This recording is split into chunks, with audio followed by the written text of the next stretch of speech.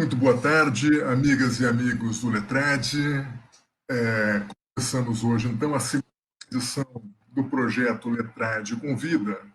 E nesta segunda edição nós temos a satisfação de receber o professor Tiago Broni de Mesquita, doutor em História pela Universidade Federal do Rio de Janeiro, mestre em História pela Universidade Federal do Pará e um dos colaboradores e membros do nosso laboratório. O Tiago desenvolve já há alguns anos um trabalho muito bacana sobre a ditadura na Amazônia, em especial a questão de terra no Pará, e vem trabalhando nessa temática e participando com a gente no laboratório. Então, dos 2 livros que nós lançamos pelo laboratório, o Tiago nos honrou com a participação dos 2.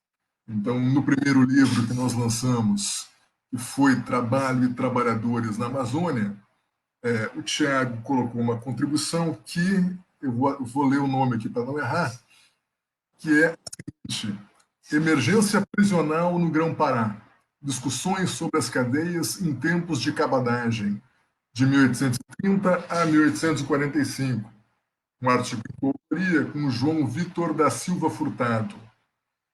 Esse lançado em 2017, de forma virtual, então ele está disponível digitalmente, né?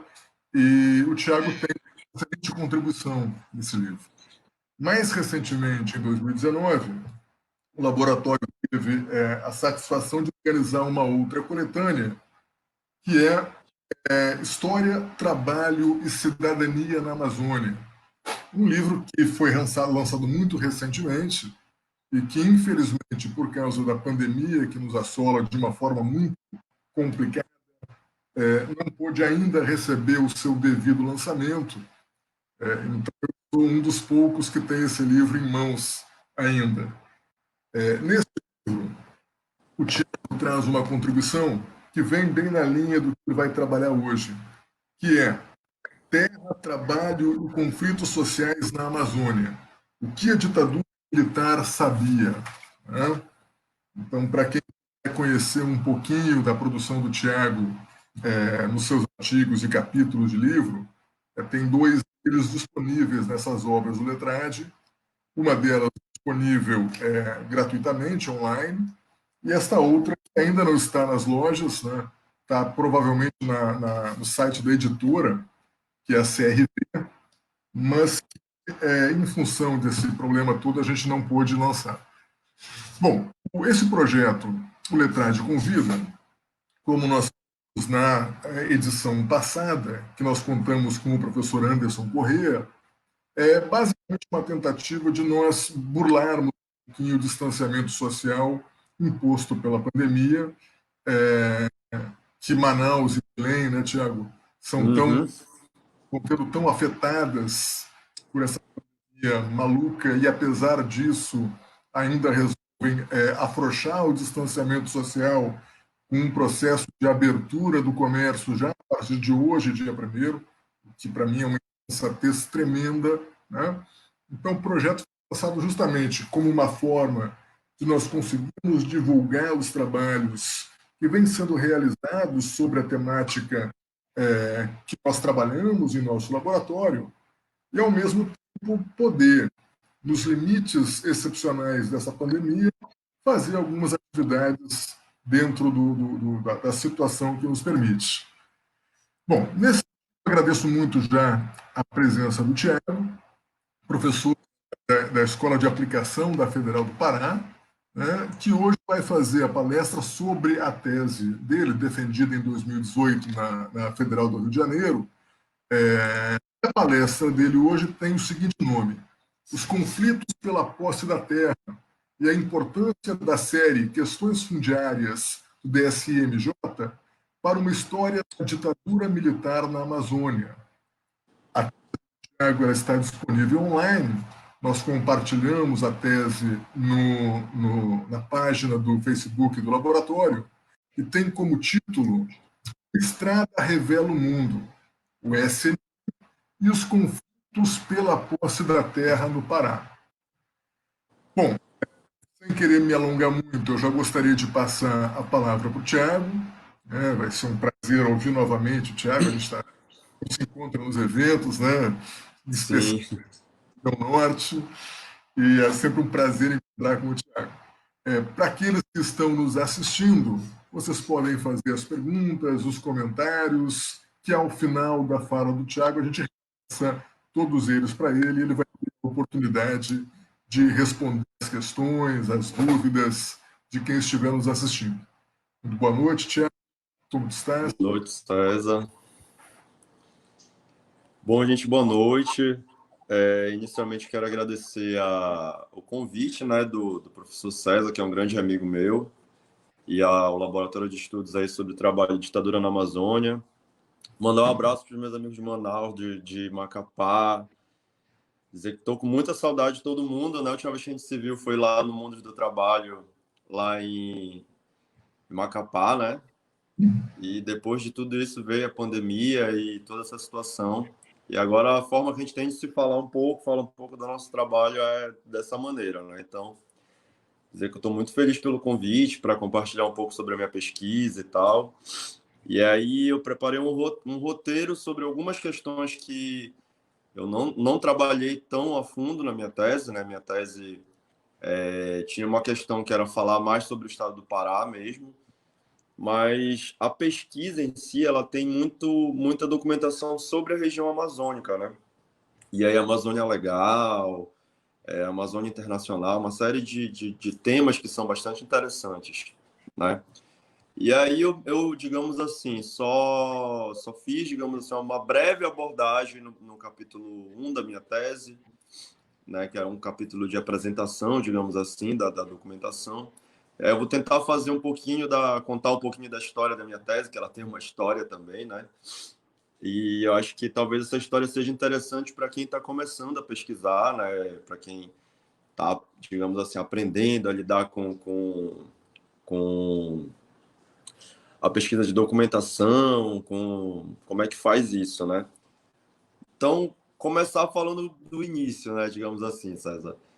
Em 2011, a gente foi convidado, eu e a professora Edilza, também conhecida aqui do grupo, para fazer uma pesquisa num pequeno município aqui do Pará, que é o município de Abel Figueiredo, né?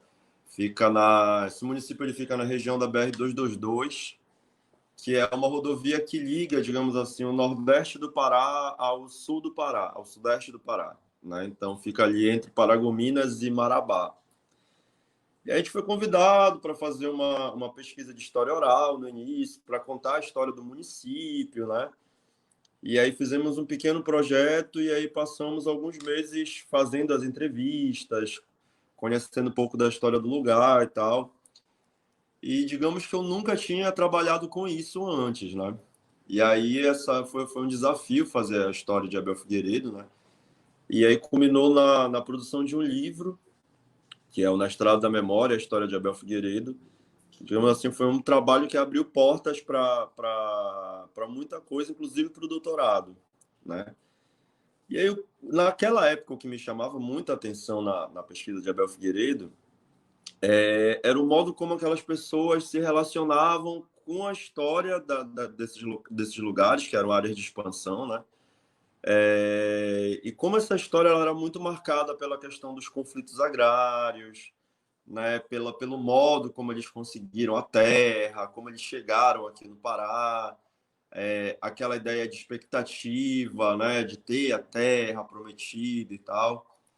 Muito daquelas propagandas dos governos militares também vai ser muito importante, né? Porque eles vêm essa coisa de que vão conseguir terras, né? Com alguma facilidade aqui na região amazônica. Isso vai acontecer aí após a abertura da rodovia Belém-Brasília, né? Então já tem fluxos migratórios acontecendo no Pará e na região amazônica, digamos, desde o século XIX, né? A professora Franciane, por exemplo, fala isso, a migração de nordestinos para cá. Mas essa migração que vai acontecer, digamos assim, durante a década de 50, a década de 60, ela vai ter uma especificidade, né? Porque ela vai acontecer às margens de rodovias, né? E especialmente da rodovia Belém-Brasília, né? E posteriormente às margens de rodovias que eram estradas, que a gente chama, né? Elas que eram chamadas vicinais, que foi o caso da BR-222, que era a PA-70 antigamente, né? E aí a gente foi para lá e aí ouvimos, foram quase 30 entrevistados, entre políticos, pessoas representantes da igreja, moradores antigos, comerciantes, né? E aí tinha assim muito aquela coisa daquela história heróica, né? O heroísmo de vir para a Amazônia e conseguir ocupar esse lugar e fazer aparecer em novos municípios e tal. E isso ficou muito assim na minha cabeça, né? Eu disse, eu acho que um dia eu vou escrever uma tese sobre isso. E aí entrei no doutorado na UFRJ em 2014 com um projeto sobre a rodovia BR-222, né?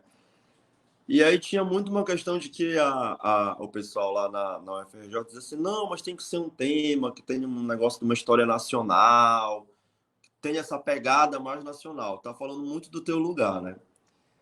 E aí, nisso, quando foi... Eu passei um semestre lá no Rio de Janeiro. Quando foi no segundo semestre, eu fiz uma disciplina chamada História Social da Propriedade Privada, da Terra, né? História Social da Propriedade da Terra, com a professora Manuela Pedrosa. E aí expliquei, eu estava bem perdido no que eu ia fazer, afinal de contas, do meu projeto, né? E aí a professora Manuela Pedrosa disse para mim, Thiago, tem uma documentação no Arquivo Nacional que abriu esse ano, que é uma documentação do SNI. Por que tu não dá uma olhada lá para ver se de repente não tem alguma coisa que fala sobre a Amazônia e tal? De repente tu encontra alguma coisa legal lá, né? E aí eu fui no Arquivo Nacional, né? Eu lembro que isso era agosto de 2014. E aí quando eu cheguei lá, assim, eu peguei um susto com a quantidade de documentação, né? Me apresentaram, tinha o Memórias Reveladas e tinha essa documentação, que era a documentação do SNI, que era o Serviço Nacional de Informações da Ditadura, né? Na live anterior eu falei muito sobre o SNI, sobre a Polícia Federal e tal. E aí, para quem não acompanhou, o SNI era um órgão muito importante dentro do governo, porque ele estava ligado diretamente ao gabinete do presidente, né? Alguns presidentes da ditadura militar eles foram do SNI, né? Eles estiveram à frente do comando do SNI. Então, imagine a importância desse órgão em termos da produção de informação e de contra-informação, né? Porque a gente fala muito da produção da informação, mas a gente esquece que o SNI também produzia contra-informação, né? Que era uma estratégia de guerra mesmo, né? Para confundir aqueles que estavam recebendo a informação. Né? Então, para dizer assim, esses militares eles eram formados para saberem da verdade sobre o que estava acontecendo e produzir tanto informações que iam sair na imprensa, que iam sair, enfim, em vários meios de divulgação, quanto uma espécie de fake news, né? Digamos assim, para também esconder o que estava acontecendo. Né? Então, para que não houvesse tanta oposição e que para a própria população não ficasse sabendo o que estava acontecendo. Né? E aí eu dei de cara com essa documentação que tem assim milhões de papéis. Né? Era muita documentação. E assim, o mais legal dessa documentação é que a gente podia fazer a pesquisa por termos no computador. Né? Então eu poderia jogar assim o nome de uma pessoa lá num sistema de busca do Arquivo Nacional e aparecia tudo o que tinha sobre essa pessoa. Né? Aí assim, meu primeiro filtro foi assim, eu coloquei a Amazônia. Né? Isso na primeira vez que eu fui. Vou jogar a Amazônia para ver o que aparece. E César apareceu assim uma infinidade de documentos, né? Só com o termo Amazônia. Então, todos os documentos que tinha esse termo, aparecia o documento. E aí a gente ia abrindo o documento e eram assim dossiês com 300, 400 páginas, 20 páginas, né? E com uma riqueza de informações assim absurda. Né? O SNI tinha esse poder de produzir essa documentação, né? E aí eu fiquei pensando, né? Assim, como é que eu vou fazer agora com tudo isso, né? Foi o primeiro impacto. E aí a gente está ali no doutorado, né? A gente está fora do nosso estado e no Arquivo Nacional cada folha dessa documentação ela custa 50 centavos, né? Para salvar um CD para a gente. Então os primeiros meses eu ia para lá para o Arquivo Nacional e eu tinha que anotar no papel. Imagina anotar um dossiê com 300 páginas. né? E aí eu fui anotando só coisas importantes mesmo. E aí fui juntando um dinheiro para comprar a documentação. A professora Edilza me ajudou na época. Eu disse, tipo assim, eu somava a quantidade de documento, né? Eu dizia, aí eles falaram, não, vou te arrumar esse dinheiro para te comprar essa documentação. E aí depois eu consegui um bom dinheiro, né? Que foi quando saiu minha bolsa do doutorado. E aí eu comprei assim tudo que tinha sobre a Amazônia. Era muita coisa. Como tinha que voltar para o Pará, né? Isso já era, tinha passado já 6 meses de pesquisa. Eu precisava voltar para o Pará. E aí eu disse, bom, vou comprar tudo que tem aqui, vou levar e lá no Pará eu vejo o que eu faço.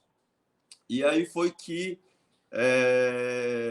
eu fiquei vendo assim, eu disse, gente, tem informação sobre todos os estados da região amazônica, né? E aí eu disse, como é que eu vou fazer? E aí a minha orientadora dizia, bom, ou tu vai fazer um trabalho sobre a Amazônia, ou tu vai fazer um trabalho sobre o Pará. E só sobre o Pará já é muita coisa, né? Aquela coisa de recortar o objeto de estudo. E aí foi um negócio de recortar, recortar, recortar, até que a gente chegou num objeto específico, né? Que foi as operações fraudulentas de terras nas áreas de expansão próximos à rodovia Belém-Brasília. Então, na época, a gente estava tendo a construção da Transamazônica, por exemplo, né? Mas aí a gente optou por não falar sobre a Transamazônica, apesar de ter muita documentação sobre a Transamazônica. No meio do meu recorte temporal, por exemplo, a gente poderia falar sobre a Guerrilha do Araguaia, tinha muita documentação sobre a Guerrilha do Araguaia, como uma questão de terras, e aí nós optamos também por não colocar isso, e aí focamos nessas áreas de expansão, que ficam entre o nordeste do estado e o sul do Pará, né, chegando ali na região de Conceição do Araguaia. Mas aí eu fiquei com aquela coisa, né? Eu disse, bom, estou querendo falar da Amazônia, estou falando que é um trabalho sobre a Amazônia, eu acho justo, então, pelo menos eu indicar o que é que tem sobre a região amazônica na minha tese, né? E aí foi que no meu capítulo 1, eu falei, digamos assim, como é que esse tema ele apareceu para mim, né? Já que eu mudei a minha pesquisa inicial. E aí, assim, a gente vai fazer a pesquisa, e aí tinha uma coisa assim, o que é que está produzido sobre isso, né? A gente tem que ler sobre o que está escrito mesmo, para buscar algum problema, para, enfim, problematizar tudo isso. E aí eu percebi o seguinte, que tinha um protagonismo muito grande dos cientistas sociais, desde a década de 70, né? Então, mesmo durante a ditadura militar, existiram sociólogos como Ottaviani, que vão estar escrevendo trabalhos muito importantes sobre a região amazônica, né? A gente vai ter o Guilherme Velho, a gente vai ter o José de Souza Martins, né? Então, eles estão escrevendo ali entre a década de 70 e a década de 80, e essas publicações vão sair pela editora Vozes, né? E muito assim, num tom de denúncia, num tom de, digamos assim, sobre dizer o que estava acontecendo na região amazônica, né? Com algumas documentações que eram públicas da época, né, como as documentações produzidas pela Superintendência de Desenvolvimento da Amazônia, o próprio Banco da Amazônia, né? Então era a documentação que eles tinham como mobilizar ouvindo aqui na região amazônica, como foi o caso do José de Souza Martins, né? Ele passou um tempo aqui na região amazônica para falar um pouco sobre a questão de como ele via a questão da fronteira na região amazônica, né? As frentes de expansão, tudo isso. E aí eu fui fazendo assim um itinerário de como esses estudos foram aparecendo, né? Então, década de 70 a gente vai ter essa produção, né? Na década de 80 a gente vai, já ali em 1975, a criação da Comissão Pastoral da Terra. A gente também vai começar a já ver uma produção mais engajada, num tom de denúncia ainda maior, né? Mas já na década de 80, por exemplo, a gente vai ver os debates sobre desenvolvimentismo, como foi que ele aconteceu, como é que ele foi visto pelos sociólogos, a questão da ocupação da terra. A gente vai ter trabalhos ali na área da geografia falando sobre a geopolítica da região e tal, a Berta Becker falando muito sobre isso, né?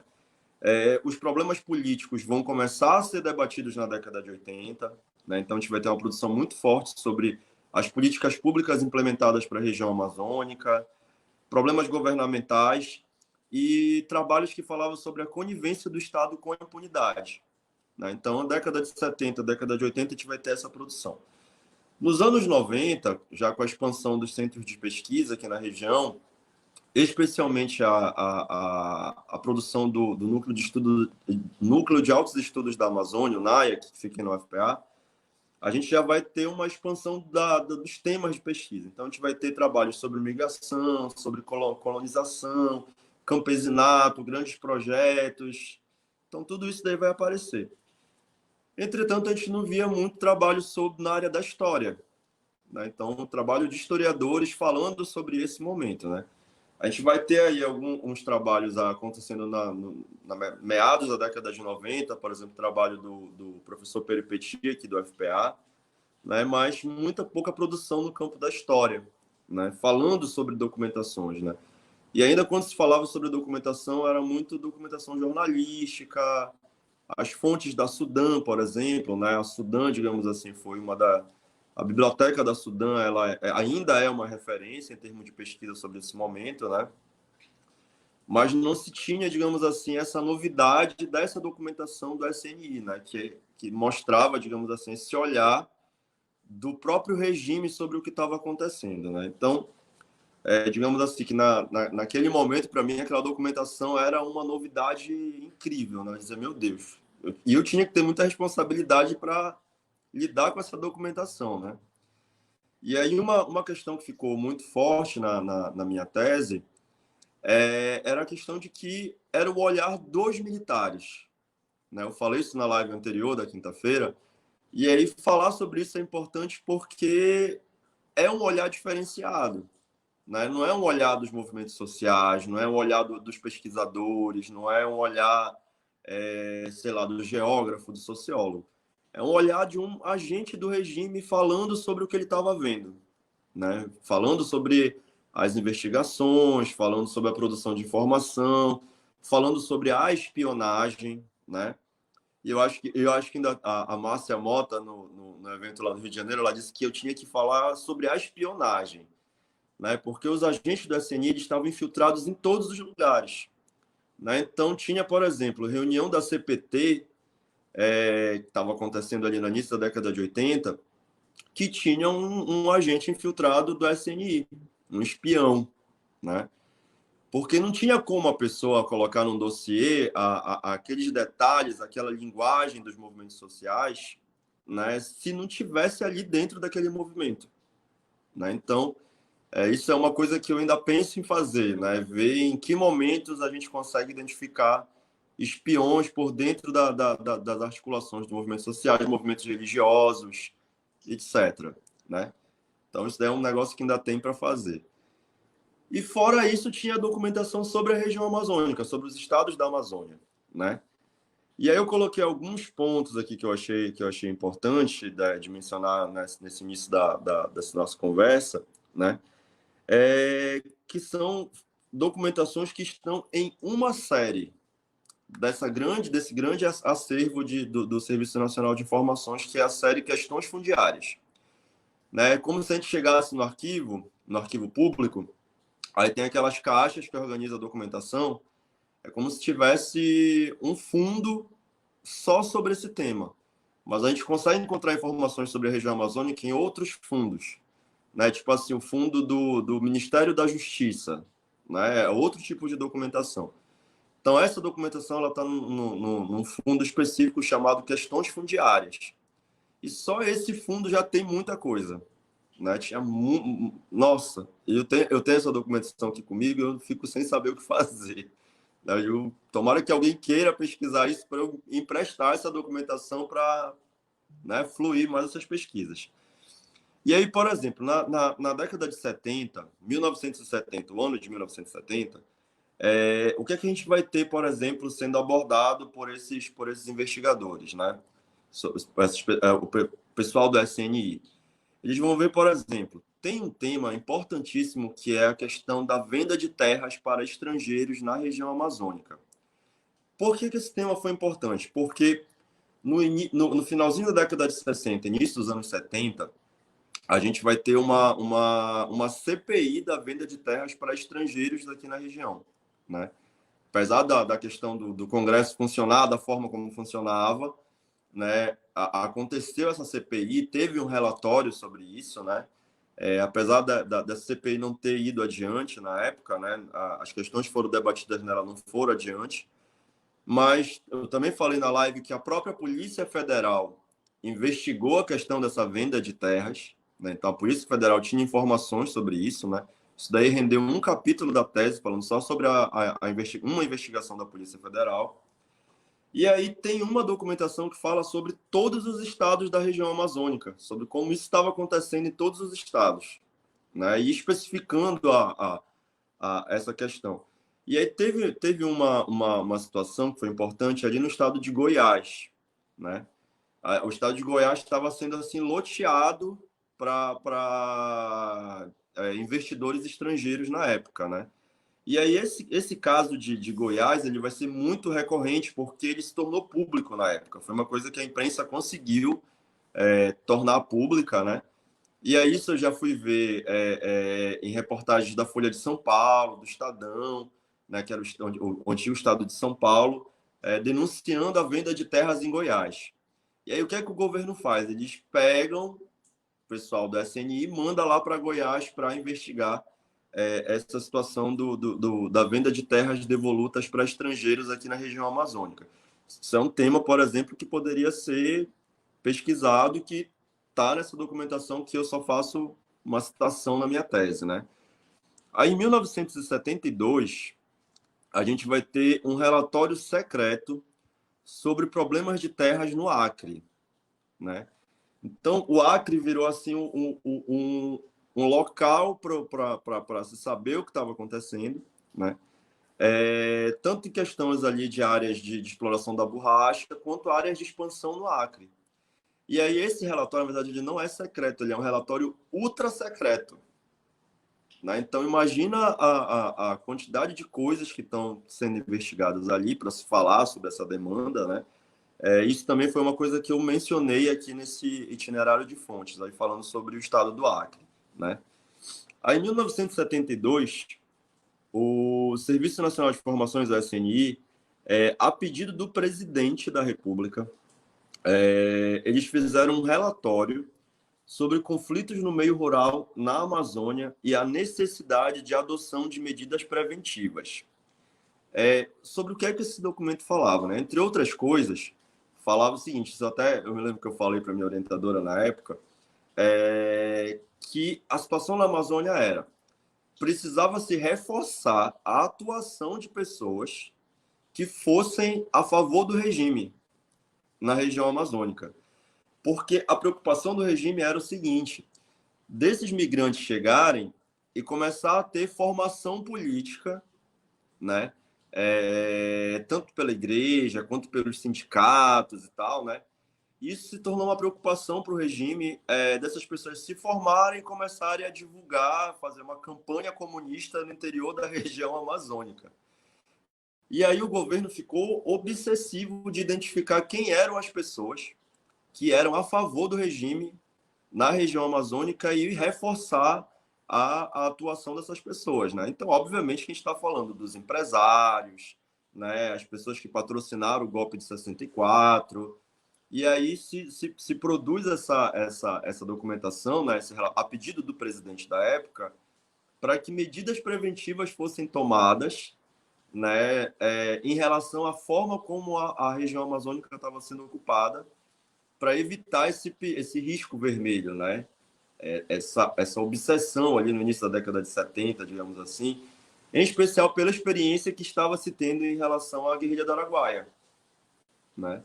E para mim, assim, foi um corte que eu fiz na minha tese, não falar sobre a guerrilha do Araguaia é muito difícil, né? Porque muitas questões cruzam ali, né? Elas estão se intercambiando com a questão da guerrilha do Araguaia, né? Então, esse documento eu também menciono, mas foi um documento que eu também não cheguei a utilizar devido à dimensão dessa documentação, né? 1971, 1972, a gente vai ter um relatório falando sobre a atuação de empresas colonizadoras no estado de Rondônia, né? E aí, qual era a questão que estava acontecendo ali em Rondônia?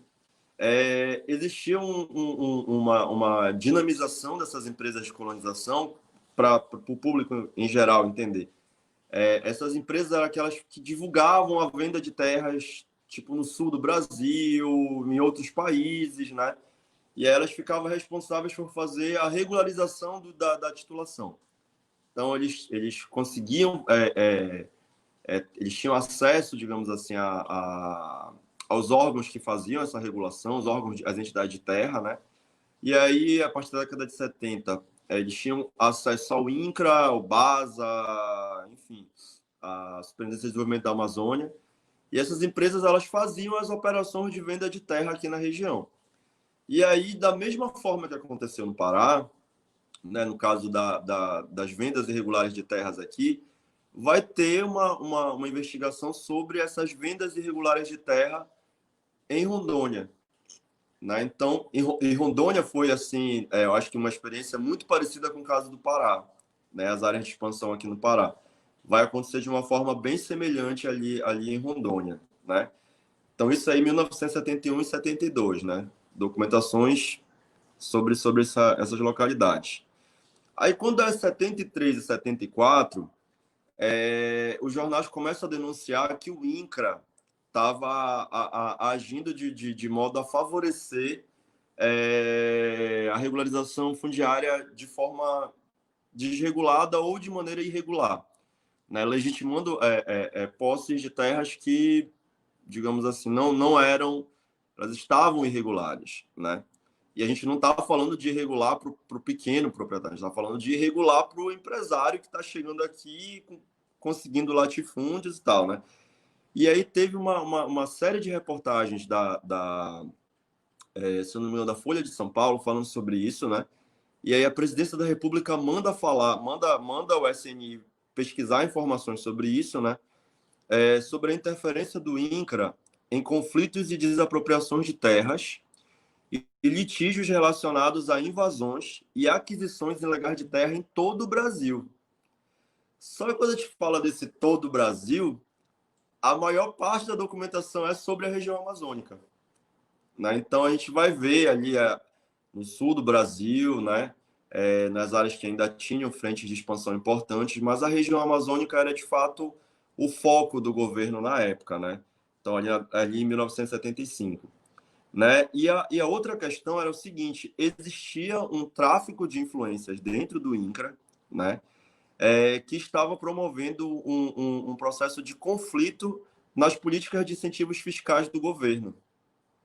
Né? Então, vamos tentar imaginar essas pessoas que falam durante a ditadura militar não existia corrupção, porque eles eram maravilhosos. Mentira, gente. Eles mesmos investigavam a própria corrupção que eles faziam. E o presidente da República sabia de tudo. Né? Então, eu acho que frisar isso é muito importante num tempo de polarização que a gente está vivendo e de exaltação da ditadura, de achar que naquela época era maravilhoso, porque essas informações realmente elas não saíam. Né? E quando essas informações saíam, no caso de quando os veículos de comunicação conseguiam publicar uma nota, uma matéria, uma reportagem especial sobre isso, os militares iam lá, mobilizavam o Serviço Nacional de Informação para saber o que estava acontecendo, para dar informação para o presidente e, ao mesmo tempo, produzir a contra-informação, para que a população ficasse, então, perdida. Porque a gente está falando de documentações, pessoal, que está falando sobre a atuação de grandes empresários, sobre a expansão do capitalismo na região amazônica durante a ditadura militar. A gente não está falando de conflito de pequeno proprietário, de roceiro, né? Apesar deles aparecerem na documentação. Né? E depois eu vou falar um pouco sobre como eles aparecem nessa documentação. A gente está falando do grande empresário, do empresário capitalista que está colocando dinheiro aqui na região e está querendo a terra de graça, com exploração do trabalho, com todas essas questões aí, né? Então, essas documentações que estão sendo produzidas sobre a nossa região, elas estão falando sobre isso, né? E a gente não está falando da Comissão Pastoral da Terra denunciando isso. A gente está falando do governo investigando sobre a sua própria atuação e sabendo das coisas. Por isso que sempre nas minhas falas eu digo o que o governo sabia. porque não é outra pessoa, né? Em 1974, a gente vai ter uma investigação aqui no Pará, que também eu não fiz uso dessa documentação, que fala sobre problemas de terras em Conceição do Araguaia. Conceição do Araguaia é um município que fica aqui no sul do Pará, ali naquela região conhecida como a região do Bico do Papagaio, que foi o foco da guerrilha do Araguaia na época, né? E aí tem essa investigação sobre Conceição do Araguaia, né? O último capítulo da minha tese, eu falo sobre como essa região daqui do sul do Pará, essa região de Conceição do Araguaia, ela foi marcada por um tipo de violência que acho que é o pior tipo de violência, né? Nessa documentação, por exemplo, para vocês terem ideia dessa violência que acontecia, tem uma situação que é denunciado, né? Que o investigador ele apura, que chegaram um grupo de imigrantes vindo do Ceará, né, aqui para essa região, para atuar na fazenda do Bradesco, lá nessa região. E aí, em um determinado momento, eles estão fazendo a capinagem do terreno, né, eles estão derrubando a mata para fazer o pasto, né, já que essa região vai ser uma região de criação de gado aqui no Pará, né. E aí, em um determinado momento, esses trabalhadores são fechados dentro da mata. Olha a dimensão da violência da coisa. E o peão, digamos assim, o trabalhador, o pistoleiro, ele fecha as pessoas na mata e toca fogo com elas no meio da mata. Isso foi registrado, né? E aí o que é que tem que fala nessa documentação, né? Que o caso foi tão escandaloso, a situação tomou uma dimensão tão grande, que houve uma ação articulada vindo de Brasília, né, para chegar no delegado aqui de Conceição do Araguaia e fazer essa pessoa desaparecer de Conceição do Araguaia. Não vai ser um desaparecido político que vai ser morto pela ditadura, não. Isso daí é um cara que apoiava o regime militar aqui na região. E aí esse pistoleiro ele some daqui de Conceição do Araguaia, né, porque ia criar uma situação na cidade, né, ia tocar fogo na delegacia, acontecer tudo isso, né. E aí ele vai ser deslocado para uma região aqui, para um município que eu estou esquecendo agora, no estado de Goiás, né? Então, uma ação articulada de Brasília faz essa pessoa desaparecer aqui da região, prevenindo, digamos assim, um conflito ainda maior, né? Então, isso daí também foram, para se ter uma ideia da violência, da forma como isso acontecia, né? E como isso está registrado nessa documentação. Então, além disso, por exemplo, a gente vai ter outras documentações falando sobre a atuação do INCRA e da Sudam em Roraima, Rondônia e o Amapá por meio do Ministério do Interior, né? Então, como é que esses órgãos eles atuavam nesses estados aí de maneira a beneficiar também esses grandes empresários, né? Então, como essas pessoas elas eram beneficiadas? E aí, quando a gente faz o trabalho do historiador, porque também a gente não pode ficar numa fonte só, né? A gente tem que misturar a coisa. E aí, quando eu voltei para o Pará, eu queria confirmar algumas coisas. Aí eu ia na biblioteca da Sudam e aí eu tomava assim, uma dimensão ainda maior da coisa, né? De como não existia lugar para aquele discurso de terra sem homens para homens sem terras. Era terra sem homens para empresários querendo terra. Acho que o slogan deveria ser esse, né? Porque esses homens sem terras que vieram para cá vieram para ser explorados, né? E aí, na experiência de Abel Figueiredo, tem um relato, né, de uma senhora, Dona Maria Denúncia, que ela diz assim, que todo dia chegavam os caminhões trazendo os iludidos e esses mesmos caminhões levavam os arrependidos, os que conseguiam voltar, né? Então, essa fala da Dona Maria Denúncia, ela reflete muito na documentação, né? Porque são pessoas que realmente vão vir para cá para serem exploradas. Não precisa nem ir longe na documentação, né? Tem documentários falando sobre isso, mostrando a vida dessas pessoas, a experiência delas aqui na região amazônica, né? A documentação só confirma essas questões.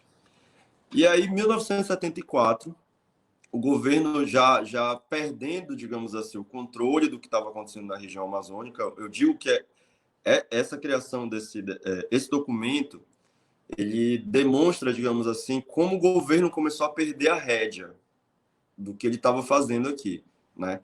E aí, em 74, o governo ele cria um GT, um grupo de trabalho interministerial, né?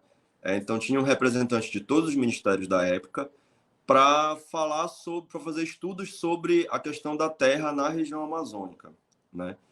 E aí é interessante que logo após a gente vai ter a criação da Comissão Pastoral da Terra, né?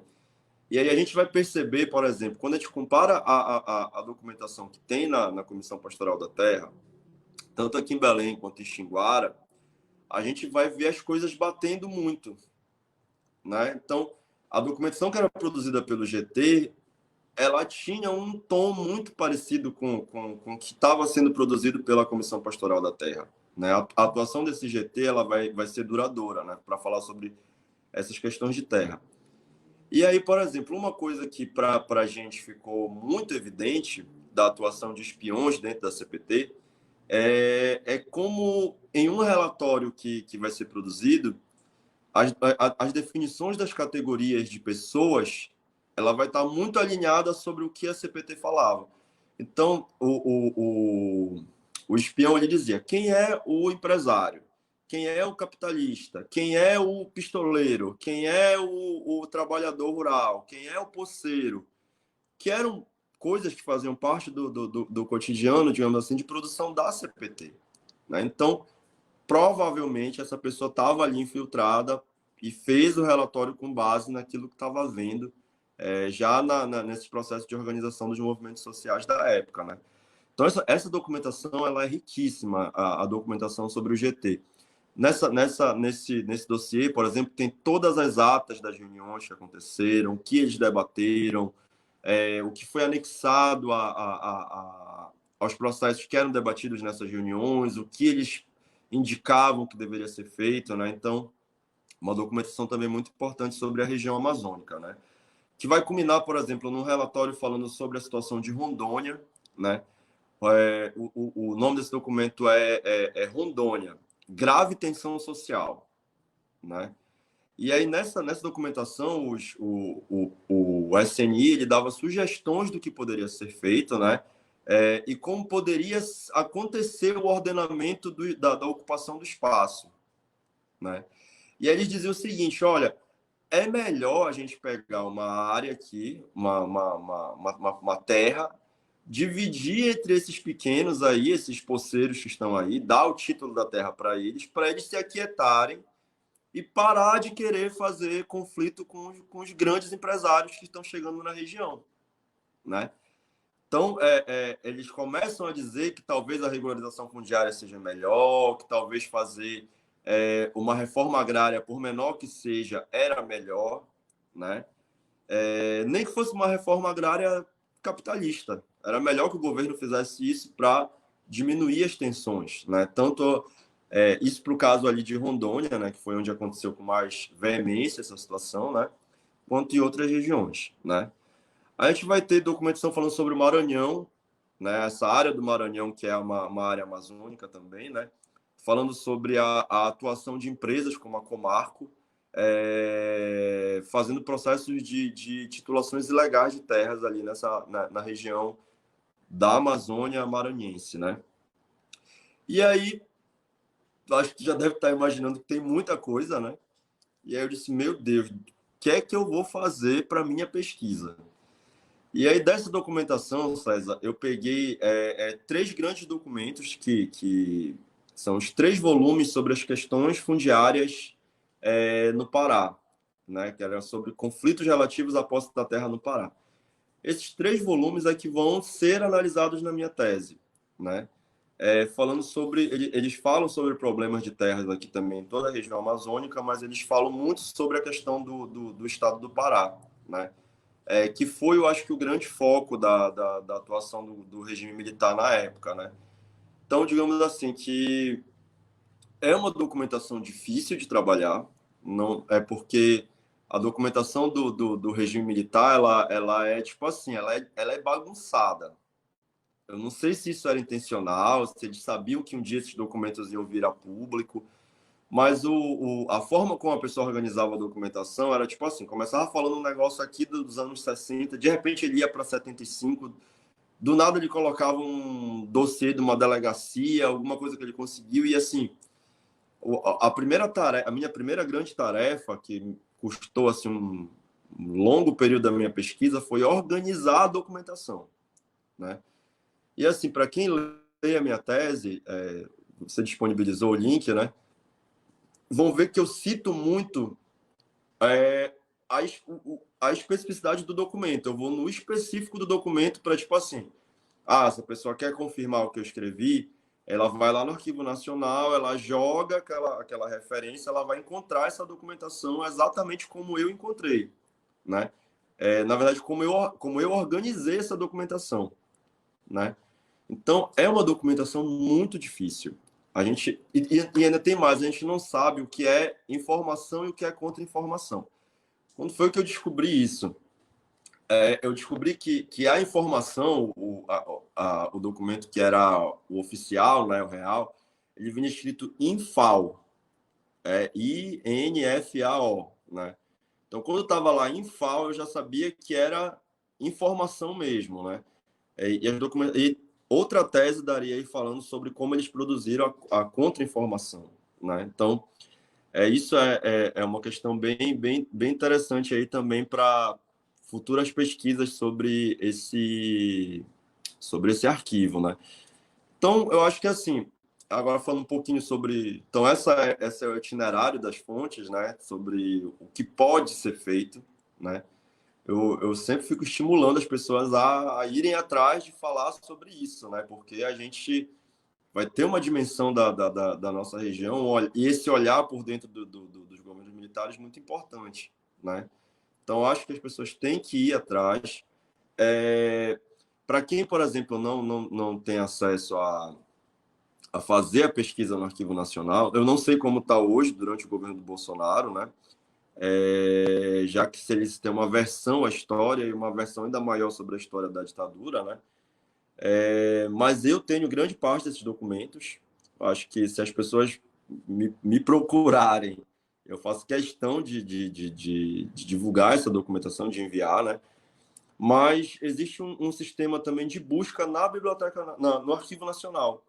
A gente pode entrar em contato com o Arquivo Nacional, dizer os termos que a gente quer, eles mandam um e-mail dizendo tudo que tem, e aí a pessoa pode dizer, olha, eu quero esse documento. Aí eles gravam um CD e mandam por correio para a gente, né? A gente faz o pagamento da documentação e aí eles enviam para a gente. E aí, assim, especificamente sobre a minha tese, eu acho que assim, os temas que vão aparecer muito na minha tese vai ser a questão da concentração fundiária, falando sobre esse homem do campo, né, essas pessoas que são sujeitos, né, esses sujeitos, como eles aparecem para o governo, né? E uma questão que é até engraçada, né, e até um pouco contraditória também, na época eu achei isso muito engraçado, é que existia essa obsessão do governo pela questão da ameaça comunista, né? E aí, assim, o agente do SNI, esse cara que era formado para ver isso, ele vinha para cá para ver quem eram os comunistas. Tipo assim, fulano de tal é comunista, né? Taca fogo no comunista. E aí, quando eles voltavam e faziam o relatório, eles falavam assim do sindicalista, do padre, do pároco, de todo mundo, e diziam assim, não foi legitimado nenhum caso de comunismo, né? Mas eles descreviam quem era todinha a pessoa. Mas aí, acho que quando eles iam lá conhecer a pessoa, via que a pessoa nem sabia o que era comunismo, questão da discussão da terra. Acho que esse homem do campo que chegava aqui na região, ele estava interessado em conseguir a terra. Ele não vinha motivado por uma questão ideológica, né? Ele vinha por uma questão prática mesmo, né? E se eles se uniram, como foi o caso lá de Paragominas, que é um caso que eu falo, né?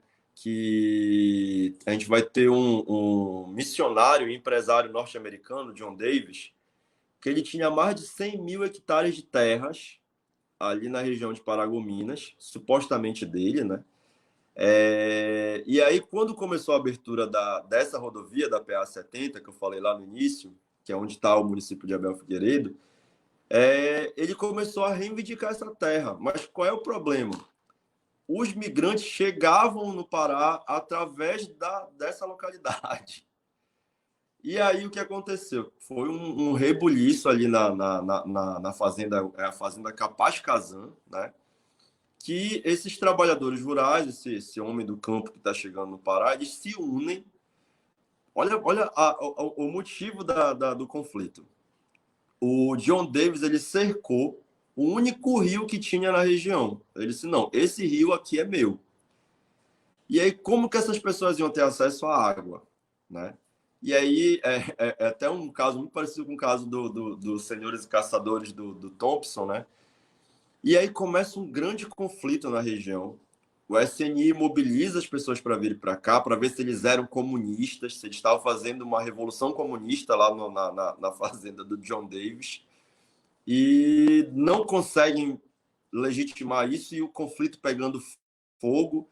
A Folha de São Paulo e o Estadão tentando fazer a cobertura do que estava acontecendo, porque começou a vazar, então teve 3 ou 4 reportagens que conseguiram sair. Depois a polícia interviu na atuação do jornalistas, né? Então eles foram proibidos de saber o que estava acontecendo, né? E aí aconteceu um grande tiroteio, mataram o filho do John Davis, deixaram o John Davis aleijado. Teve um conflito internacional, né? A embaixada dos Estados Unidos interviu no conflito, né? E aí veio um batalhão do exército para acabar com esse conflito, né? E aí muitos desses trabalhadores eles vão ser mortos, né? Isso vai estar registrado nessa documentação, e em um dos capítulos, um subtópico da minha tese, eu falo sobre todo esse caso, né? Acho que foi um dos casos que marcou muito a minha pesquisa, porque para confirmar as coisas que os militares estavam produzindo, eu tinha que encontrar a documentação onde não existia, né? Então, eu ia no Centur, aqui no Pará, nos jornais daqui da região não tinha nada, reportagem nenhuma sobre o que estava acontecendo aqui. E aí eu fui ver alguma documentação já nos arquivos da internet do Estadão, né? O Estadão conseguiu mais ou menos fazer alguma cobertura. E aí, em função desse conflito, né, que aconteceu lá em Paragominas, vai surgir a Sociedade Paraense de Defesa dos Direitos Humanos, ali em 1975, se eu não me engano. Né? Então, vai ser um conflito muito importante, né? E que ressalta essa questão da caça aos comunistas como uma coisa sem fundamento, né? Uma coisa assim que a ditadura queria porque queria legitimar isso, quando ela tinha outros problemas para resolver, né? Então, imagina essa situação toda acontecendo, né? E os militares ficando perdidos aí com essa questão. Acho que além disso também eu falo sobre os debates sobre a reforma agrária, né? Eles aconteceram, foram muito importantes. Falo sobre Benedito Monteiro ali na década de 60, falando que se não acontecesse uma reforma agrária na região amazônica e o processo de ocupação de terras ele acontecesse ao sabor do capitalismo, ele aconteceria de uma maneira conflituosa, né? E isso vai acontecer num curtíssimo intervalo de tempo, né? A gente vai ver aí em menos de 5 anos os conflitos explodindo aqui no estado do Pará, o que demonstra a incompetência da ditadura militar para lidar com as suas decisões, né? Eu fico muito no plano da produção da informação, né? Mas também como cientista político, a gente vê que a tomada de decisões era uma tomada de decisões incompetente, eles não tinham como controlar, né? E o que eles queriam controlar era uma coisa que não fazia sentido, né? Então, essa incompetência mesmo da ditadura e das pessoas que acreditam nisso, de que existe uma saída fácil para problemas difíceis, né? Não existe. Problemas difíceis têm que ser entendidos, analisados e tomado decisões difíceis, né? A tomada de decisões fáceis levou aí essa legitimação dos conflitos e que duram até hoje aqui na região, né? A gente que vive na Amazônia, a gente vê a questão da impunidade, da violência, da extrema violência, né? Eu acho que para quem é de fora, para quem é leigo, o caso da Dorothy Stang acontece nesse contexto, né? Eu falo muito sobre a questão aí também de costumes incomuns, né? De que existia um costume em comum sobre o estado do Pará, especificamente, né? O modo como a terra ela era apropriada, né? tinha muito aquela questão desse igarapé até aquela castanheira ali é propriedade de fulano de tal. E aí, de repente, chega um cara com um título de terra, dizendo que a terra é dele, que ele quer aquela terra, expulsa as pessoas, mata, né? Dentro desse contexto de avanço do capital na nossa região, né? Eu acho que eu cito bastante os clássicos, né? Então, acho que é um trabalho que eu faço muita referência a esses trabalhos clássicos. E eu tento, de alguma forma, demonstrar com essa documentação, né, que vai se tornar pública ali em 2014, como esses sociólogos eles estavam certos no que eles estavam vendo ali na década de 70. Né? Então, é uma documentação atual e que mostra a atualidade desses temas que Ottaviani, que o Otávio Guilherme Velho, José de Souza Martins e outros pesquisadores aí viram a situação acontecendo, né? Então, eu digo que eles eram o olhar do cientista, né? E eu falo sobre o olhar da ditadura, falo um pouco sobre isso, né? E eu acho, assim, que, sobretudo, a minha tese mostra o que a ditadura sabia, né? Então, não tem como, gente, a gente defender que o Estado não sabia que as coisas aconteciam com violência, que o governo militar não sabia, por exemplo, que existia corrupção dentro dos órgãos do governo, né? Especialmente do INCRA, especialmente do Ministério da Agricultura, das secretarias de Agricultura, dos institutos de terra, e não era corrupção pouca, era uma corrupção sistemática, né? E eu digo sistemática porque era uma corrupção que não era tornada pública, né?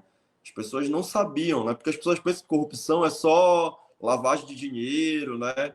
Mas a gente está falando de muitas outras coisas aí. A gente está falando de tráfico de influência, de vendas ilegais de terras para grandes empresários, de grandes extensões de terras para bancos, para organismos internacionais, né? A gente vai ter, eu acho que eu falo muito na minha tese, essa questão da perseguição ao trabalhador, e da existência de formas análogas à escravidão, né, de trabalho semelhante, trabalho forçado aqui na região, que é um tema atualíssimo, né? Hoje em dia a gente convive com isso aqui na nossa região. Acho que praticamente todo mês tem uma denúncia sobre isso, né? Existe dentro do Poder Judiciário um órgão específico para investigar a questão do trabalho escravo aqui na nossa região, né? Eu acho assim também que a minha tese ela fala muito também sobre a ausência do Poder Judiciário, a ausência dos poderes, na verdade, né? A gente vai ter a ausência completa da atuação dos poderes, né? Tanto do Poder Judiciário quanto da própria atuação das polícias, né? E quando essa polícia atuava, era para beneficiar o empresário, né? Então, em situações de conflito, né, esse trabalhador ele não podia contar com a presença do Estado na forma das polícias, né? A polícia ia para proteger a propriedade do grande empresário, né? Isso não sou eu que estou falando, isso é uma documentação do regime que está falando, né? A omissão das autoridades públicas em relação aos conflitos. Para te ter ideia, César, iam em anexo a essa documentação as fotos das pessoas mortas, né? Eu acho que marcou muito ali nos anos 90 aquelas imagens daqueles trabalhadores rurais ali mortos com tiro com a cabeça estourada, né? Aquilo marcou muito a gente, né? Aí a gente pensa, mas aquilo ali aconteceu recentemente. Não, o SNI tinha as fotos dessas pessoas mortas e o Poder Judiciário não fazendo nada para investigar, as polícias não fazendo nada para saber quem eram os mandantes, e isso vai se tornando uma cultura de violência, né? Eu acho que essas pessoas hoje elas têm muita certeza da impunidade, e isso é desde essa época, né? A certeza da impunidade no campo hoje, ela não é de hoje, né? Ela, digamos assim, ela toma forma durante a ditadura militar, né?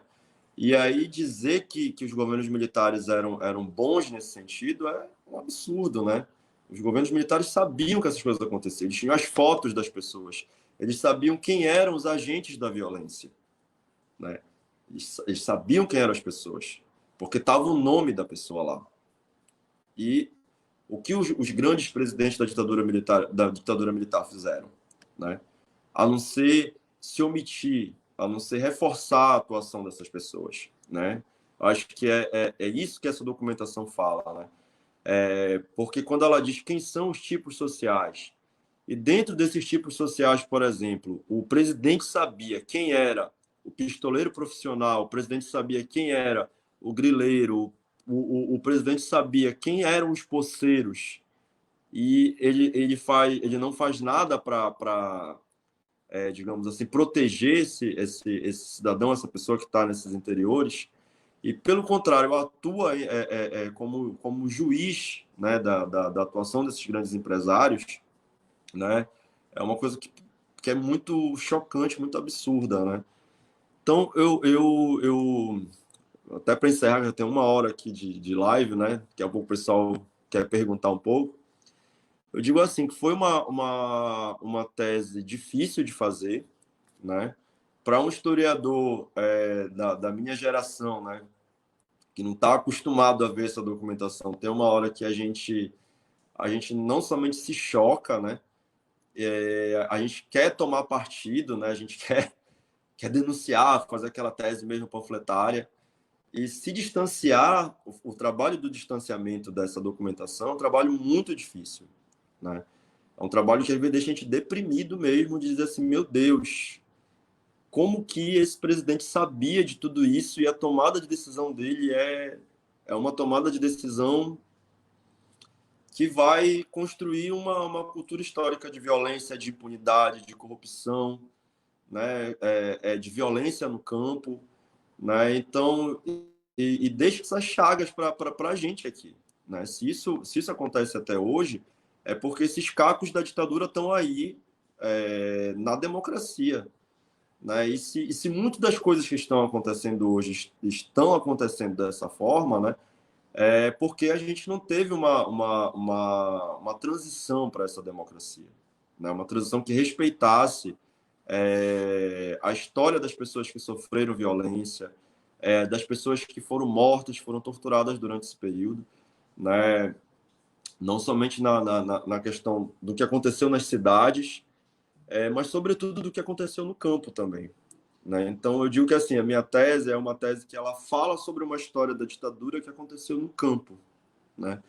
É uma história, nesse sentido, uma história agrária da ditadura militar, né? E essa história que acontece na região amazônica, que foi o grande centro da atuação dos governos militares da época, né?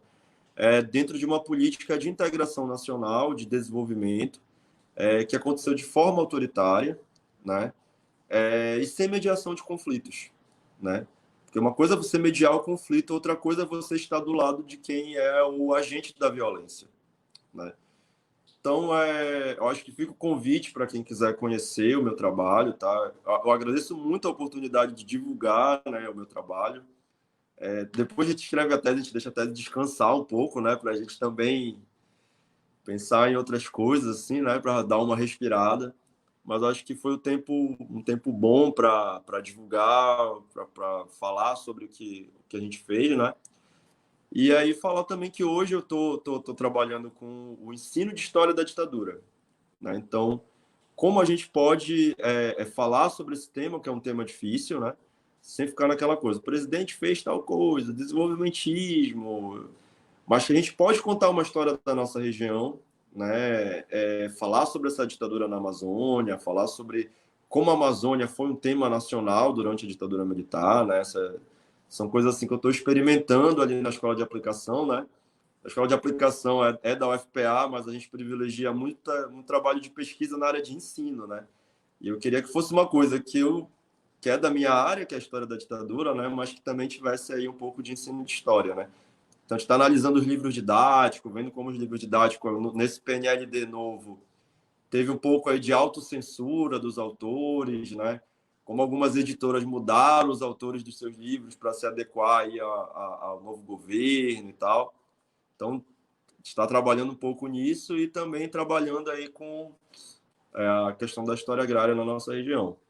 Então, para quem quiser conhecer meu trabalho, quiser saber sobre as fontes, é só me procurar aí. Obrigado, César. É um pouquinho disso que eu queria falar.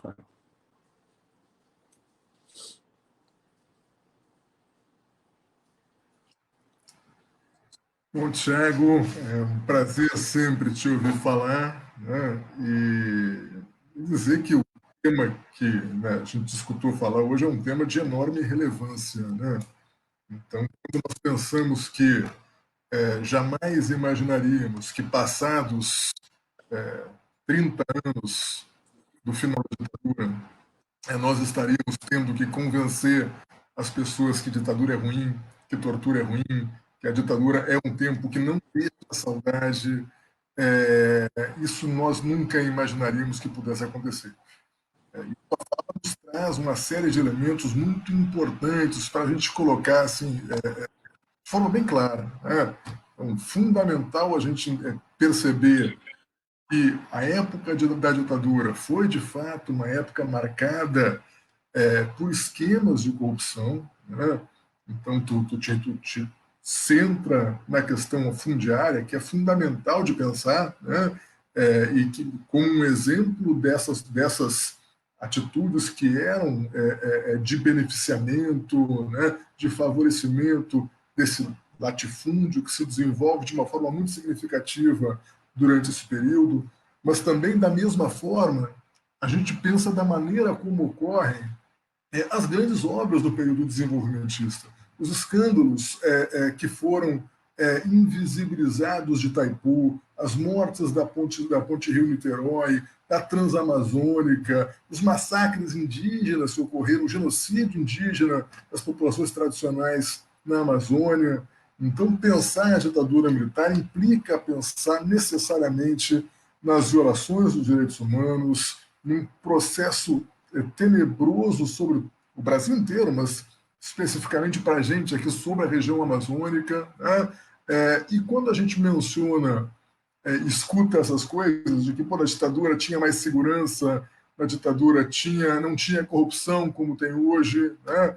É muito importante que nós, historiadores, nos debrucemos de forma séria, né, em pesquisa, para tentar demonstrar, com os argumentos que nos cabem, né, que esse discurso é um discurso que não se sustenta.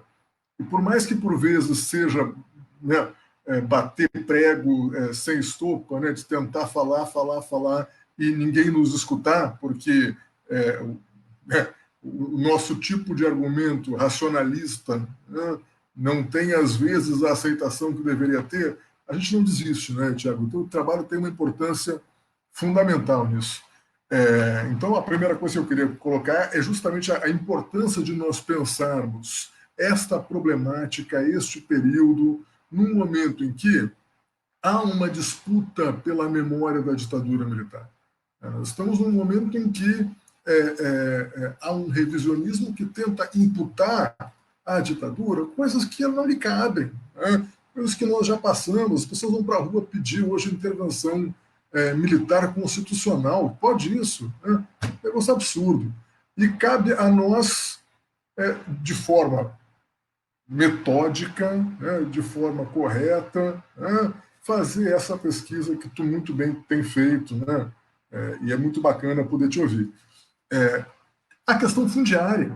A questão fundiária é fundamental de nós percebermos o quanto a ditadura militar favorece o desenvolvimento, essa expansão do agronegócio e do capitalismo no campo, promovendo um enorme processo de concentração fundiária. Né? Então, esses conflitos rurais, né, me parece que, por vezes, não é uma incapacidade da ditadura em evitar. Os conflitos estão lá, eu vou olhar para o outro lado. Né? Porque quem está vencendo essa batalha são os caras que eu quero que vença. Então, essa expansão do capitalismo, essa expansão do agronegócio, um processo enorme de concentração fundiária e de concentração urbana, né? O Rio Grande do Sul, por exemplo, este é um período em que as pessoas que viviam no campo, com as suas pequenas propriedades, as suas pequenas fazendas, né, vão ser gradativamente expulsos do campo para a cidade. E vão ficar ao relento nas cidades, porque a única coisa que esses caras sabiam fazer era cuidar de gado, né? E na cidade não tem espaço para eles nesse sentido.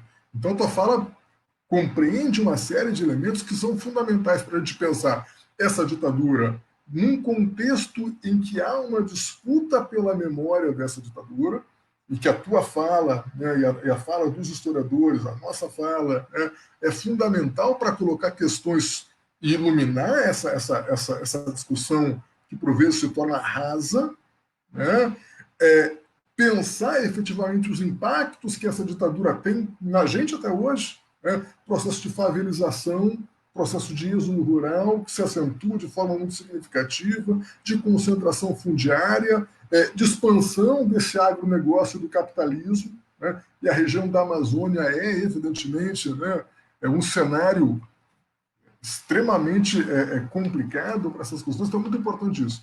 Eu gostei muito também, Tiago, da tua preocupação em colocar a questão dos outros estados da região norte, né?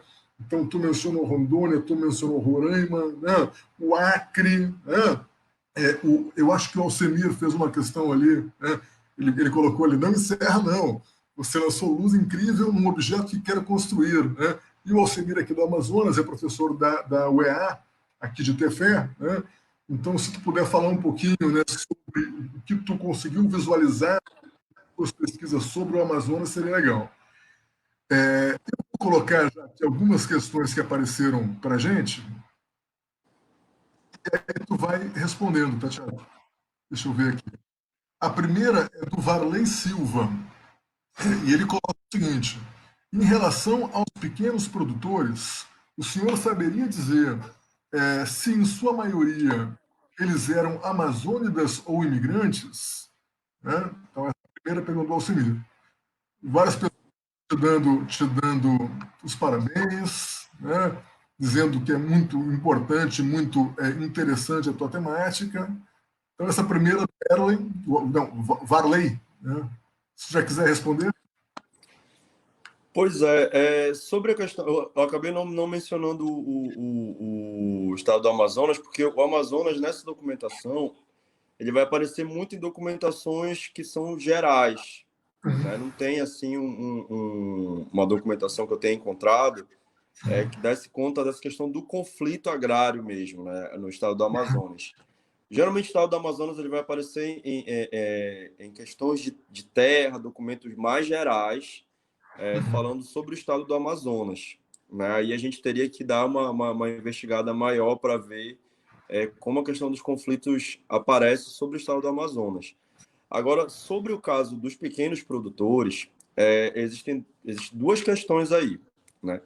Existe aquele chamado que aparece na documentação. Eu vou falar com os termos da documentação mesmo. Né?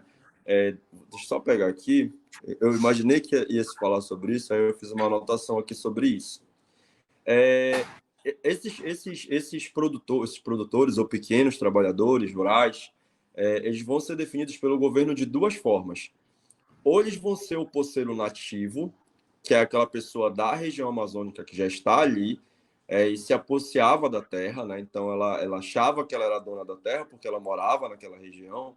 Ela vai ser um pequeno produtor de farinha, vai ser um pescador, né? Vai ser um produtor de açaí, por exemplo. Esses são os poceiros nativos. Mas o que a gente vai ver com mais veemência durante a ditadura militar é a questão do poceiro invasor, que vai ser o migrante que está chegando do Nordeste, por exemplo. Né? E aí o que é interessante, César, e aí a gente não tem que ficar também só na documentação, é o seguinte, é como essas pessoas elas se identificavam nesse lugar. Né? Então, quando a gente foi lá para Abel Figueiredo, tem muita questão do seguinte, quem é o pioneiro? Né? Então, o pioneiro era aquela pessoa que chegava com a ideia de que ele ia levar o desenvolvimento para aquele local, porque ele vinha mobilizado pelo discurso. Né? Então, a gente vai ver, por exemplo, propagandas do BASA na época, tem muita propaganda do BASA que diz que estavam incentivando essas pessoas a serem pioneiros, né, do desenvolvimento do governo militar da época. E aí o que é engraçado é que a gente chega hoje nesses municípios, aí a gente pergunta, aí diz assim, tem o fulano de tal que é pioneiro. E geralmente esse pioneiro é um migrante de outro estado, que chegou naquele local primeiro, né? O prefeito de Ananindeua, por exemplo, aqui é o Manel Pioneiro, né? E o pioneiro, ele nasce politicamente na região da BR-222. É bem interessante isso. Ele vai vir para cá, para Ananindeua, que é na região metropolitana de Belém, já depois para se tornar prefeito, aí se tornou deputado estadual, né? Tudo isso. Mas essa ideia do pioneiro é a pessoa que vem de fora, né? Aí tem uma outra denominação que aí as pessoas daqui dão para os de fora, né? O de fora é o migrante, o de fora é o paulista, geralmente escolhe essa categoria de paulista para todo mundo que é de fora, né? Uhum. E tem o gaúcho, né? Tipo assim, tem muita churrascaria aqui, aqueles gauchão, né? É muito essa referência que se tem de que o fazendeiro vai ser gaúcho, né? É bem engraçado isso, né? Ou vai ser gaúcho ou vai ser capixaba, né? Porque Uhum. nos anos 70, final da década de 60, na verdade, tem aquela política lá da desarticulação da indústria cafeira no estado do Espírito Santo, que aí depois eles vão construir o porto, vai ter uma questão da modernização do estado, e aí vai vir muito migrante do Espírito Santo para cá, para o Pará, né? E vai ser o capixaba, vai ser o gaúcho, vai ser a pessoa, o chegante, lembrei. As pessoas daqui da região amazônica se referiam às pessoas de fora como chegante. Aí esse chegante ele ia se tornando, ou ele se tornava o pioneiro, ou ele se tornava o gaúcho, ou ele se tornava o paulista, à medida que ele conseguia ter sucesso também, né? Porque ainda tem isso. E aí Uhum. isso vai se refletir muito na forma como a cidade. E isso é bem interessante, César, que a gente fala no livro de Abel Figueiredo, Uhum. que as casas das pessoas, as cidades que nascem na Amazônia, né? Eu tenho até um artigo que eu falo sobre isso, né? As cidades que nascem na Amazônia, elas têm uma característica muito específica. A primeira é que elas estão na beira da estrada, né? Então a cidade é da beira da estrada, né? E aí as casas são muito diferentes, né? Então a casa do cearense ela tem um estilo, né? A casa do gaúcho é um outro estilo, a casa do paulista é um outro estilo. E aí e as homenagens à ditadura, né? Sempre tem uma rua aí com o nome dos presidentes, as escolas todas são nome dos presidentes da ditadura militar, né? Então tem muita essa celebração da ditadura, né? Nesses municípios que nascem no interior. Então eu acho que tem essa divisão aí, não é uma coisa assim única, né? Acho que cada caso é um caso. Agora, quando a gente vai ver municípios históricos mesmo, né? Os municípios que nascem aí à beira de rios e tal, aí a gente já tem um outro tipo de ocupação. Essa ocupação de áreas de expansão e áreas de expansão rodoviária, ela vai acontecer muito dessa forma, né? E o que é engraçado, César, eu acho que acontece muito, é que esses municípios, a grande maioria desses trabalhadores vão ser trabalhadores migrantes e muitos trabalhadores nordestinos. Aí esses nordestinos, por exemplo, eles já vão virar os comerciantes, quando eles têm algum sucesso, é eles que vão ter o comércio, por exemplo, né? Eles já não vão ter muito a questão ali da terra, digamos assim, né? Para o gado, eles já vão ter mais a questão do roçado, a questão do comércio. Mas aí cada caso é um caso, né? Acho que estudar a história dos municípios amazônicos, de cidades amazônicas dessa época é uma tarefa assim que ela é gostosa, é um negócio muito bom de fazer, porque aí a gente vai trabalhar com história oral, a gente vai ver a Uhum. cidade, a gente vai ver as dinâmicas e tal, né? Mas na documentação os militares definiam dessas duas formas: ou ele vai ser poceiro nativo, ou ele vai ser poceiro invasor, né? O nativo é o poceiro da região e o invasor é o poceiro que vem e se aposseia de uma área, né? Isso assim, para a gente definir bem como a fonte mostra e como a gente vê, né, na realidade. Beleza. Aqui o Adonildo fala que os infiltrados existem hoje ainda, em plena democracia. Imagina nesse período ditatorial, assim como com sua tese de que esses documentos eram elaborados por infiltrados. Marcos Vinícius diz que é muito bom, trabalho muito importante para entender a diversidade da história da Amazônia. Marcos Vinícius Oliveira. O Amauri, a Tatiana e a Vanessa elogiam o teu trabalho, que foi Ah, abraço, gente. Saudade. a Tatiana lá Tá no. aí o trabalho, né? Eu lembro que eu estive com eles em um evento que o trabalho ainda estava muito na conjectura, assim, eu ainda estava organizando a documentação, aí a gente conversou muito, né, sobre isso. Eles me deram muitas dicas de como organizar. Foi muito Olha, importante aquele encontro. aqui o Adriano Craveio, aí do Pará, pergunta: professor Tiago, a que o senhor atribui a construção da imagem de que a ditadura militar brasileira foi eficiente para resolver os problemas sociais e de que o autoritarismo seria solução para os problemas que a democracia tem tanta, entre aspas, dificuldade para solucionar? Ó, uma pergunta difícil. Olha, eu acho que os militares conseguiram, acho que com uma margem muito grande aí, deixar uma cultura histórica, porque não se tinha o debate, né? Acho que as pessoas, acho que quem queria fazer a crítica era sufocada ou morta, né? Então, tanto que a Regina Duarte fala que era maravilhoso cantar aquelas músicas daquela época, quem não cantava aquilo com emoção, sentindo-se brasileiro e tal, né? É porque eu acho que existia uma campanha muito forte também de propaganda do governo, né? Eu acho que não somente de propaganda do governo, mas dessas informações que não eram reveladas. Imagina se esses documentos que a gente tem hoje em mãos fossem documentos públicos na época, né? O governo não ia se sustentar.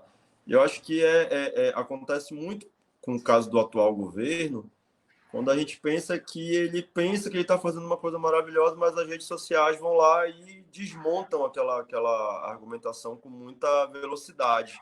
Desmontar uma contra-informação durante a ditadura era muito difícil, né?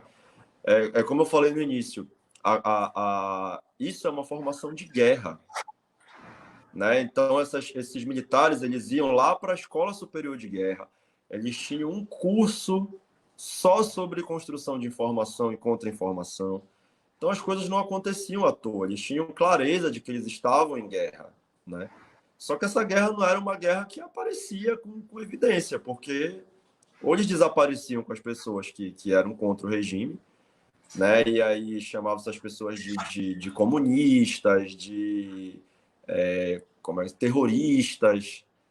E tá aí hoje, né? A gente não consegue desmontar esses argumentos, por exemplo, falando sobre a importância da militância de esquerda e a esquerda revolucionária, né? É muito difícil desmontar isso num país que é extremamente conservador, né? Acho que cada vez mais esse discurso conservador e autoritário ele consegue avançar.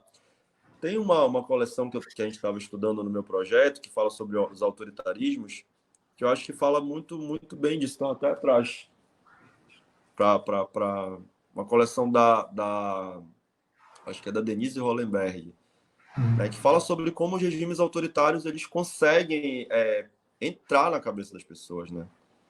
Acho que é por isso que é difícil, sabe?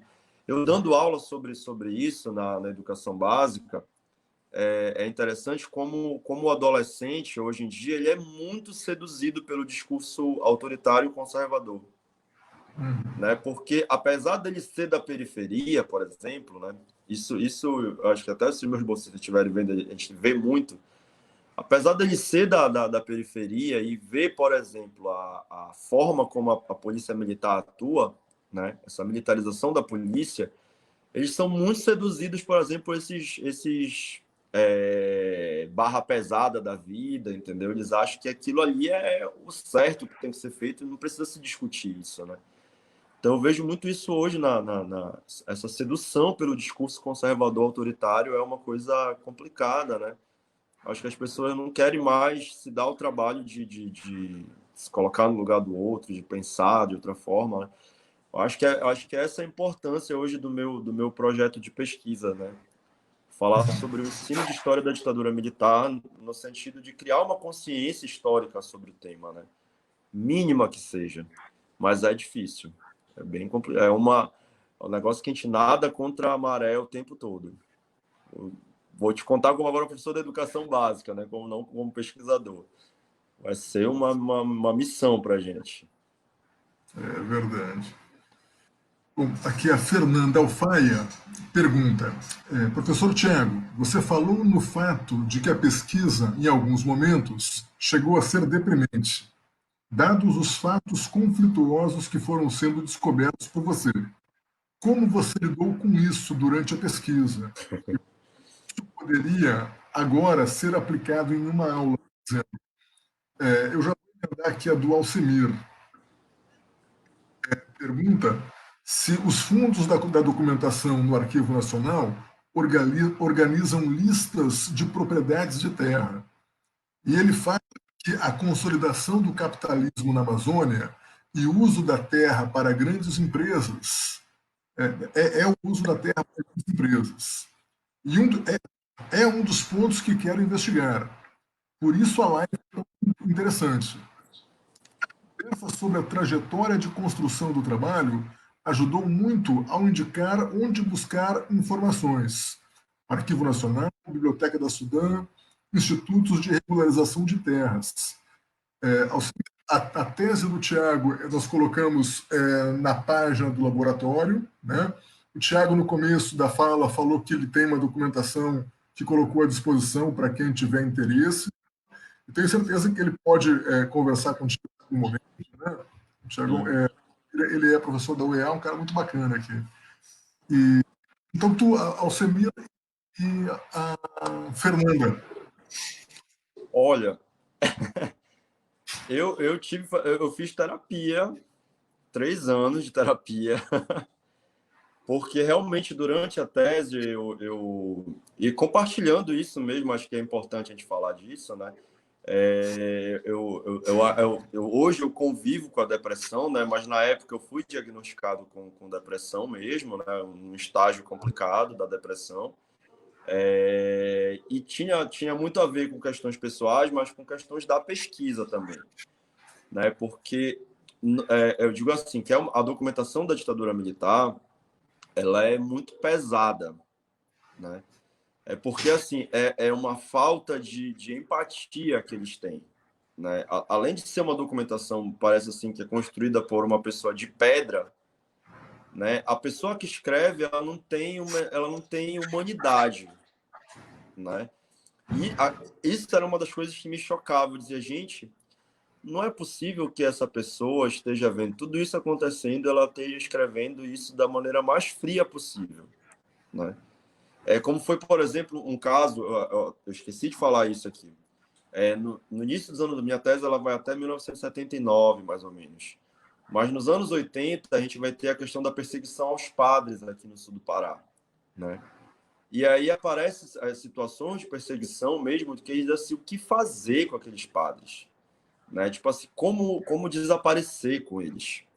É uma coisa assim abjeta, sabe? Uma coisa que a gente fica, meu Deus. Como é que uma pessoa escreve como fazer para matar o padre? Para matar uma pessoa, né? E aí eu não lidei com documentações específicas sobre tortura, por exemplo. Eu vi as documentações sobre tortura, tem um fundo que é só sobre desaparecidos e mortos da ditadura. Dentro dessa documentação tem o processo da Dilma, por exemplo, né? A gente consegue ter acesso integral ao processo da Dilma, né? Descrevendo como foi a tortura, as coisas que a Dilma narra, né? Nas suas memórias. E aí, na época também, eu participei lá no Rio de Janeiro, estava acontecendo muito, com muita força, a questão da atuação da Comissão da Verdade, e aí a questão das entrevistas com as pessoas que foram torturadas na época, né? E assim, é uma coisa que vai te destruindo, sabe? Assim, nossa, como isso pôde acontecer?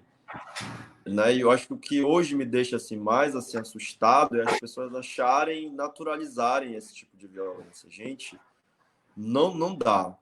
Não dá para a gente imaginar o Estado fazendo isso de novo, né? Torturando as pessoas, fazendo as coisas que faziam. Porque eu vi documentações que foram produzidas pela ditadura. Não foi produzida pelo PT, por quem quer, por um comunista, né? Uma coisa produzida por uma pessoa que está vendo aquilo ali acontecendo. Então, isso para o caso de tortura, né, dessas documentações. Mas para o caso da região amazônica, eu acho que sendo assim uma pessoa que eu conheço todo o estado do Pará, conheço todos os municípios do Pará, né, eu conheço um pouco da realidade de todos os municípios do Pará. E aí, assim, a gente entra no conflito, César, que é o seguinte, eu fui lá, eu vi as pessoas sofrendo, eu vi o que as pessoas sofrem nesses interiores, e aí, de repente, eu estou diante de uma documentação de alguém que não tem a menor sensibilidade na época que isso começa, né? E aí tu pensa, não tem como eu não imaginar que as coisas que acontecem hoje foram produtos dessa violência, né? Então, realmente, eu acho que um ano antes da minha tese, eu fiquei com muita depressão mesmo, né? Ao ponto de fazer tratamento na época com medicação, para conseguir escrever. Olha a loucura que era, conseguir escrever. E aí chegou um momento, eu digo que a minha orientadora é a professora Marieta Ferreira, né, lá da UFRJ e da Fundação Getúlio Vargas. Chegou um momento que eu mandei um e-mail para ela, explicando porque eu acabei atrasando em 4 meses a defesa da minha tese, né? Eu disse, professora, está acontecendo isso, eu não estou conseguindo avançar, porque o meu último capítulo, que é o que a gente fala sobre o sul do Pará, além dele ser um capítulo denso, ele é um capítulo muito violento, né? É um capítulo que tinha foto das pessoas mortas ali e tal, né? E aí eu disse, professor, eu estou com dificuldade para lidar com os meus sentimentos e fazer isso como um pesquisador mesmo, como historiador. Me ajude. E aí eu lembro que a Marieta veio aqui no Pará, olha orientadora maravilhosa. Digo que eu admiro muito minha orientadora por isso. E aí a gente teve uma orientação lá em Mosqueiro, na praia. A gente estava na praia, a Marieta disse, está no caminho certo, tira isso da tua cabeça. E aí ela foi me orientando mesmo como eu ia conseguir escrever. Então, foi um trabalho difícil, eu acho que eu lidei com a depressão durante 3 anos, tive que fazer terapia mesmo. Não pensem que o trabalho de um historiador é fácil, né? Às vezes a gente é meio corvo, né? A gente vai no negócio ali dos temas pesados, mas foi bem, bem difícil mesmo. Hoje eu digo com muita tranquilidade isso, né? Eu lido com os meus sentimentos, a depressão de uma maneira tranquila por isso. Mas também admito que eu fui bastante privilegiado nesse sentido, né? Tive o privilégio de fazer, aí ter um acompanhamento para fazer essas coisas. Sobre a segunda pergunta, e aí eu acho que essas coisas também da pesquisa, né? Porque às vezes a gente romantiza muito a pesquisa, né? A gente tem muitas pessoas que romantizam, nossa, que maravilhoso. Mas é cansativo, porque eu acho que só de arquivos, além do Arquivo Nacional, eu pesquisei na Biblioteca Nacional, no Centur, no Arquivo Público do Estado do Pará, Instituto de Terras do Pará, Comissão Pastoral da Terra, então é muito documento, assim, tem uma hora que a gente não consegue filtrar essa documentação, né? Tem muito disso. Sobre essa organização de listas das propriedades, de tudo isso daí, eu acho que, assim, a documentação do SNI, ela tinha uma finalidade que era produzir uma informação clara para o presidente, né? Só que essa documentação, como eu falei, ela era uma documentação muito desorganizada. Então, a gente encontra listas de propriedade, empresários, tudo isso. Só que eu acho que a melhor forma para a gente ter essa informação mais organizada mesmo, é através da Biblioteca da Sudam. Eu acho que na Sudam a gente consegue encontrar as listas, a quantidade de investimento, o tamanho da propriedade, a finalidade daquela propriedade. Eu acho que aí é mais fácil, fica mais claro. Na documentação da SNI a gente vai encontrar, mas vai encontrar com alguma dificuldade.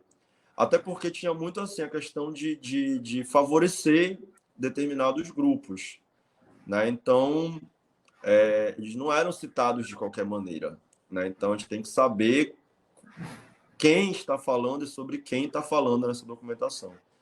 Aí eu digo que é um dever difícil, né? É bem complicado, mas dá para fazer.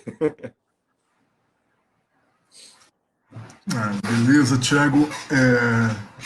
Minha mãe mandou uma boa noite ali. Vou mandar uma boa Boa noite. noite, senão ela briga comigo depois. Boa noite, É, mãe. boa O noite. Patrick, ele te parabeniza pelo trabalho e ele diz que ele gostaria de saber qual a situação dessa região hoje em dia. E pergunta se houve algum tipo de organização que beneficiou esses trabalhadores. Olha, eu acho assim, a situação hoje em dia é bem complicada, né? A gente convive não somente com conflitos agrários, mas conflitos ambientais. Ambientalistas são mortos aí praticamente todo mês, defensores de áreas de proteção, né? A gente tem um ministro do meio ambiente que age contra, né? Então ainda tem essa situação aí. Tem a situação de terras de terras de povos indígenas, né? Que estão aí sendo devastadas. A região ali porque a gente tem assim o seguinte: o sul do Pará e o nordeste do Pará, eles foram áreas de expansão durante a ditadura. Então são áreas que já foram ocupadas, né? E hoje a grande pressão vai em direção, aqui no Pará, especificamente, vai em direção à Terra do Meio, né? Que é onde a gente vai ter ali a área de influência da Transamazônica. E aí eu tive a oportunidade, César, de orientar uns TCCs em Pacajá, TCCs de História, e foram 11 TCCs que falaram sobre a situação na região da Transamazônica, né? Que é uma região que eu tinha muita vontade de escrever, né? E aí eu acabei indo orientar os trabalhos lá, né? Eu acho que assim a experiência dessa época criou muitas formas de resistência mesmo, né? Grupos de trabalhadores que se uniram, né? Em solidariedade ou organizações visando, digamos assim, algum tipo de proteção mesmo, né? Teve o TCC de uma orientanda minha, a Rosália, que ela fala sobre o movimento de sobrevivência na Transamazônica, né? Eu acho que é um TCC que tem que ser lido, inclusive. Inclusive, um abraço para a Rosália, uma pessoa muito competente no que fez, né? Mas, além disso, por exemplo, da situação lá de Paragominas, nasceu a Sociedade Paraense de Defesa dos Direitos Humanos, que é a primeira sociedade de defesa dos direitos humanos criada no Brasil durante a ditadura, né? Eu acho que uma outra grande experiência é a criação da Comissão Pastoral da Terra, que atua até hoje, né, na defesa do direito desses trabalhadores. O movimento dos trabalhadores sem terra, sem dúvida, também aí corrobora muito na defesa desses trabalhadores. E eu acho que vem muito da experiência dessa época também. As pessoas resistiam, né, no interior da floresta, elas não somente eram aviltadas, vitimadas por esse regime. Então, tem muita coisa aí para falar também, entendeu? E sobre isso, César, também é interessante também falar um pouco da experiência do doutorado, né?